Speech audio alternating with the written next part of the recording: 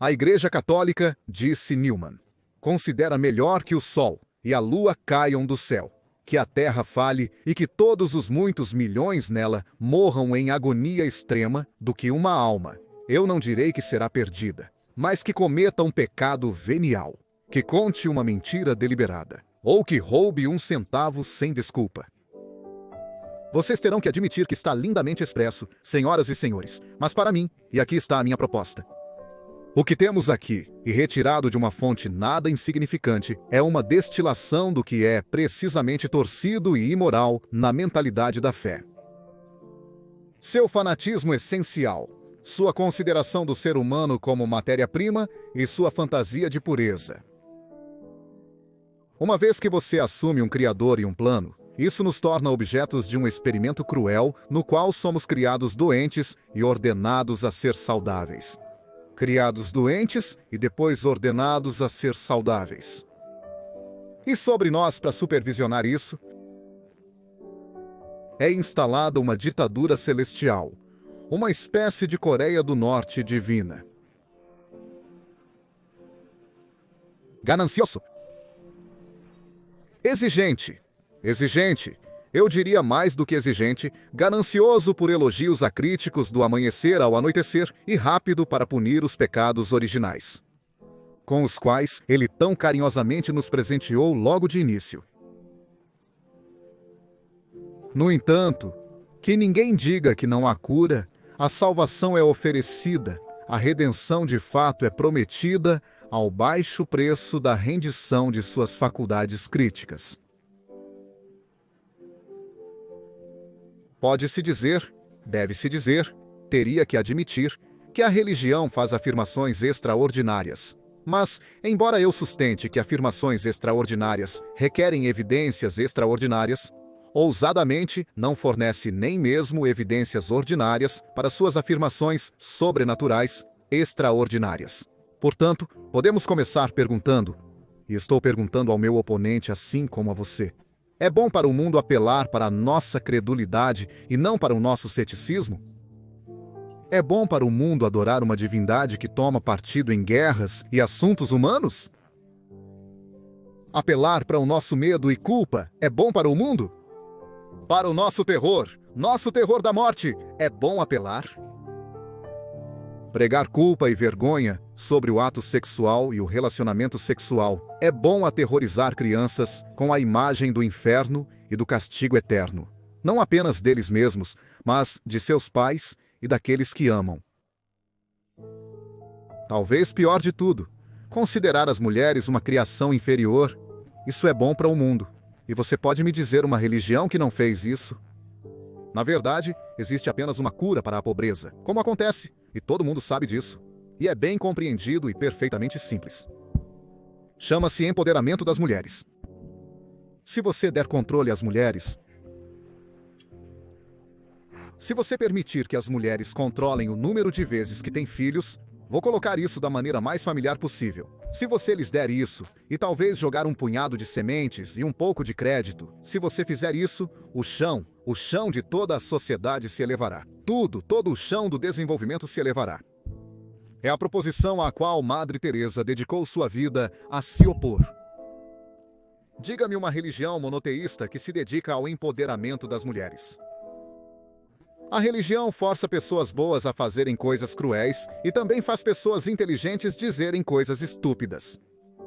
Ao segurar um bebê pela primeira vez, a reação inicial é pensar, lindo, quase perfeito. Agora, por favor, me dê a pedra afiada para os genitais dele, para que eu possa fazer a obra do Senhor.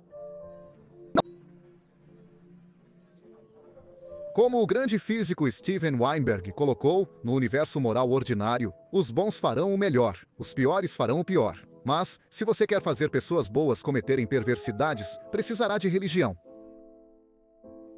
A maioria dos árabes, judeus e a comunidade internacional concordaram que deveria haver espaço para 2 estados, para 2 povos na mesma terra. Parece que chegamos a um acordo sobre isso. Por que não conseguimos? Nem a Organização das Nações Unidas, nem os Estados Unidos da América, nem o Quarteto conseguem. A Organização para a Libertação da Palestina não consegue. O Parlamento israelense não consegue. Por que eles não conseguem? Porque os partidos de Deus têm um veto sobre isso e todos sabem que isso é verdade. Por causa das promessas divinas feitas sobre este território, nunca haverá paz, nunca haverá compromisso, haverá em vez disso miséria, vergonha e tirania. E as pessoas matarão os filhos umas das outras por livros antigos e cavernas e relíquias. E quem vai dizer que isso é bom para o mundo?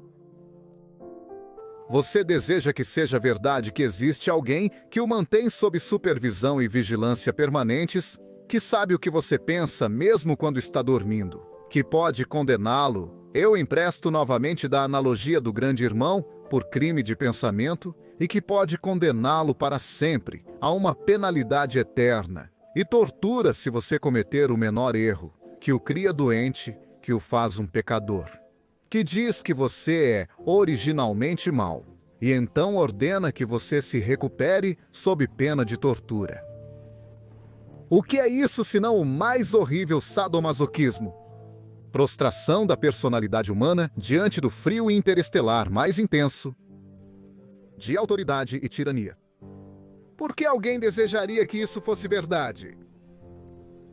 Emancipar-se disso, parece-me, é o começo da longa história da libertação humana. E desde os primeiros dias, desde Demócrito, desde Lucrécio, desde Epicuro, passando por Spinoza, até Einstein, até os dias atuais, essa tem sido a real luta. O direito de olhar as igrejas e os padres e as divindades nos olhos e dizer: eu não acredito nisso, eu não acredito em uma palavra disso, e você não pode me fazer acreditar. É o começo da civilização, bem como o começo da libertação. Existem pessoas que, quando uma granada é lançada pela janela, se jogam sobre ela antes que possa explodir. Isso acontece. Existem pessoas que morrem sob tortura sem revelar o paradeiro de seus camaradas. Existem pessoas que fazem trabalho de desarmamento de bombas e ficam desativando um enorme dispositivo. Eles sabem que a qualquer minuto acontece, como sempre. Presente em todas as sociedades humanas conhecidas, faz parte de toda a narrativa heróica. Aqueles que o fazem são honrados. E não requer sanção divina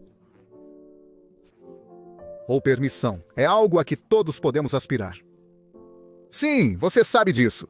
Mas nós não conseguimos isso do grande irmão. Se fizéssemos isso, iríamos degradá-lo. Isso significaria que não era heróico. Não era corajoso nem individual. Não era exemplar. Porque essas coisas são boas, não merece nada.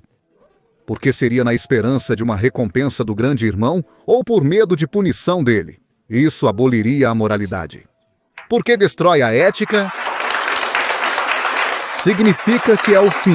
Significa que o exemplo individual é poeira. Eu costumava me perguntar quando era criança, como seria quando me disseram: aqui está, como é, o inferno. Eu poderia ver como seria o inferno. Punição eterna por coisas que nunca fiz. Eu poderia entender esse ponto. Tudo bem, mas eterno. Louvor a um líder eterno, que continua para sempre, sempre agradecendo a ele, sempre rastejando para ele, sempre se espalhando na frente dele. Eu pensei que parece o inferno para mim. Mas eu não conseguia imaginar isso. Eu estive na Coreia do Norte. Eu não consigo imaginar isso. O espalhamento, arrastejamento objeto de um povo inteiro diante de uma divindade é um estado totalmente adorador com um Deus. E é a tirania mais horrível na face da Terra, possivelmente já existente. Eu estive lá e nunca fui tão feliz em deixar um lugar em toda a minha vida. Algo que os norte-coreanos não podem fazer. Eles não conseguem sair disso. Eles estão presos nessa prisão divina para sempre. Mas pelo menos, você pode morrer e sair da Coreia do Norte. O monoteísmo não permite isso. Quando você morre, de acordo com o judaísmo, do qual o cristianismo é um plágio, e para o islamismo, que é um plágio ignorante do judaísmo e do cristianismo, é quando a diversão realmente começa. É nesse momento que a tirania de fato se inicia e você descobre quem manda. Quem quer que isso seja verdade? Quem pensa que esse tipo de vida servil, abjeta, rastejante, temerosa, a preparação para uma eternidade de miséria e vergonha, vale a pena ter, vale a pena defender, vale a pena falar a favor? Arriscado como é, aterrorizante como pode ser, nossa única esperança, e na verdade, também nossa única alegria com esse grande risco é a de pensar por nós mesmos e perceber que isso não pode ser feito por nós. Não existem redentores, pais eternos ou queridos líderes. Não existe um grande líder. Não há um líder supremo, para quem possamos olhar para o nosso próprio resgate, moral ou intelectualmente. Deixo-vos com esse pensamento e agradeço muito pela vossa atenção para comigo.